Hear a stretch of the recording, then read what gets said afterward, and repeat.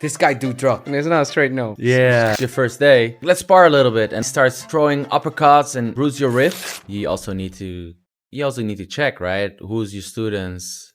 If you get any problematic students, you also have to be ready to step in and solve that as soon as possible. So it's more, for me, what I feel is also when I started Kiri Jitsu, it was more about creating the environment. So as well for our national team, Jiu-Jitsu national team, we all train at the gym.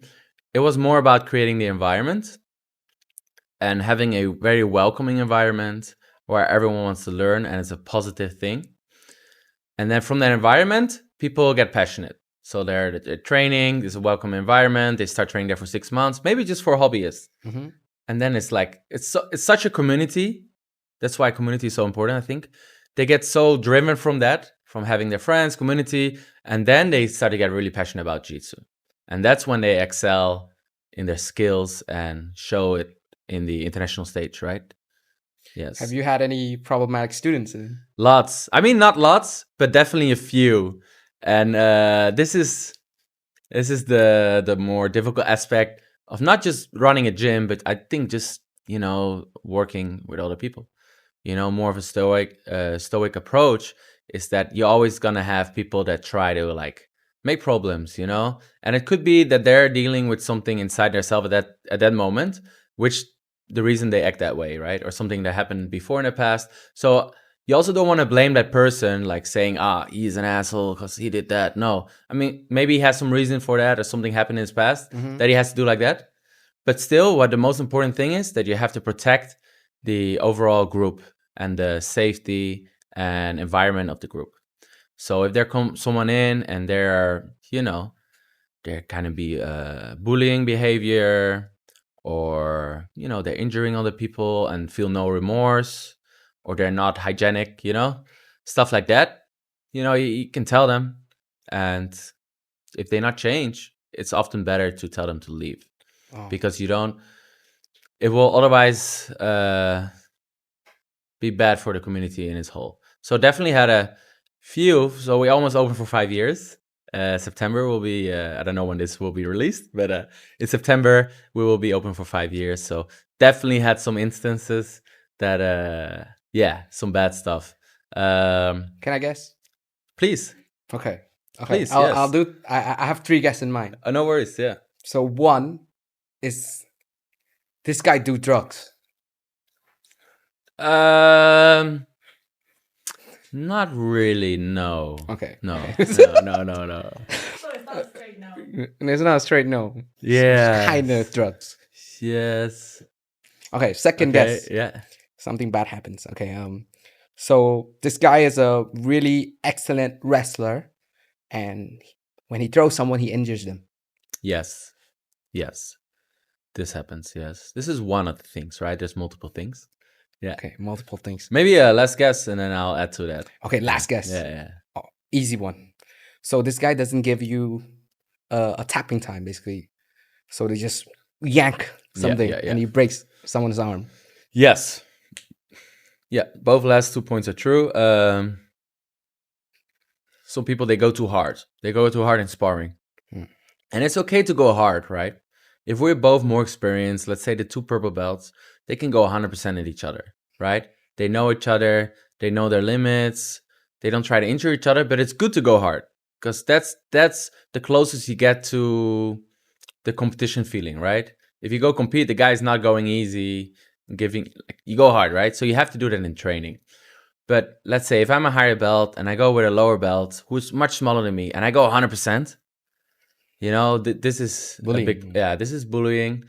Sometimes there's an ego problem as well. We've experienced this before, even a black belt. A black belt come to train with us, a visiting black belt. And let's say they get tapped by our purple belts. So they, you can feel that it kind of hurts their ego, right? Surely. Because they come in as a black belt, and then these purple belts, and everyone can see it, and they feel so upset with it. They're not sure how to express that. So what they do next, they find an easier opponent. So they find a fresh new white belt, and then they go very hard on them. And then often what you see when they go for the submission, just before they do it, they look around the room to make sure people see it happen. Okay. It's kind of like, I think it's an ego thing. But this is very bad behavior because you're like, to prove a point, right? You can injure a new person, but it can stop their whole journey of jiu-jitsu, right? It might put them off. It's like, what is jiu-jitsu stuff? I just started here 2 weeks ago, and this guy is a black belt. It's going injured my wrist. You know what I mean? So bad experience and stuff like that. You definitely have to step in. I would be discouraged too it's like my 3rd time being there. Yes. And this guy just beat me up. Yes. You go home. My head hurts. Yeah. My arm hurts. And this also happens in striking, right? Boxing. Like if you're a new student, and let's say the coach, right? The coach teaching class, and then your first day, it's like, let's spar a little bit, and then he starts throwing uppercuts and bruise your rib. That's a bad experience, right? In striking, it happens as well. That should not be happening, in any gym. But it happens in a lot of gyms. I would say it happens. Yes. If anything, it tells us humans are emotional creatures. Yes, so no one is perfect. Mm-hmm. So that's why I also say maybe there's a reason they do that, or maybe they was taught that way, but I don't think it's the right way. It's yeah. Do you actively look over your class? Yes, so every sparring session, there's always a coach, right? And always make sure that this is very important. You cannot just leave a sparring session and there's no upper belts. So even upper belts, they know about this stuff. So when there's when you're the highest belt in the room, it's kind of your responsibility that nothing crazy happens. So if you suddenly see 2 brand new people pairing up and standing up and they try to wrestle and go crazy, you have to step and say, guys, sit down and go slowly, or pair them with someone else. Okay. Because that's where the most injuries happen. Okay. Yeah. And stuff like that. Or people you don't know, right? If you just have a random people come inside your gym first day, you always try to pair them up with someone higher up to kind of feel what they're about before you let them go with the new people. Okay. Yeah. How do you recognize a good student? A good student. So a good student is someone who's just respectful in general to not only the coaches, just to the other training partners as well. Yeah, I mean, that's all I ask from a good student, But if you're asking me like, what's my favorite type of student? Okay. A passionate one. Okay. So a lot of people think like, okay, I go to class, I learn, I go home, forget about it. And yes, this is true. You will see improvements and you'll become a blue belt in years' time and all that stuff. But if you're like really passionate, meaning, okay, even if you only have 1 hour to get on the mat, if you go home and you watch 8 hours of videos every day, meaning you're that passionate, right? You will excel so fast in jiu-jitsu, So that is what I try. That's what I would like all students to be. But obviously it's not. Everyone has their own agendas and personal reasons, stuff like that. But I think that's the best kind of student. And also to get good in jiu-jitsu, or not only jiu-jitsu, just in any other aspect in life, right? If you're very passionate about it and you study it, right? You get really good from it, yeah.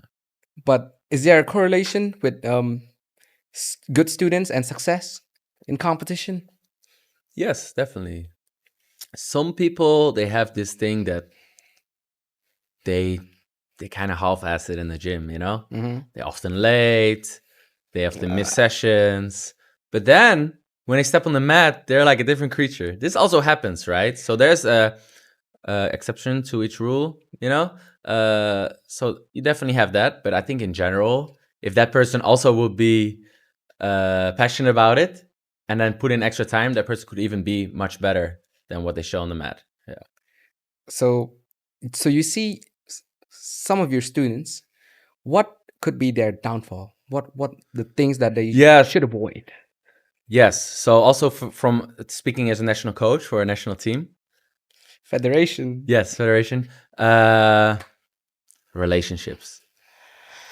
This is the biggest downfall for most students.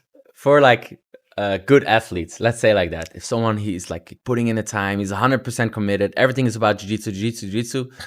Suddenly they have a girlfriend, and suddenly start missing classes. Start missing classes, and then they have a breakup, and then they're all emotional, and But also like, yes, this is I think one of the bad things, right?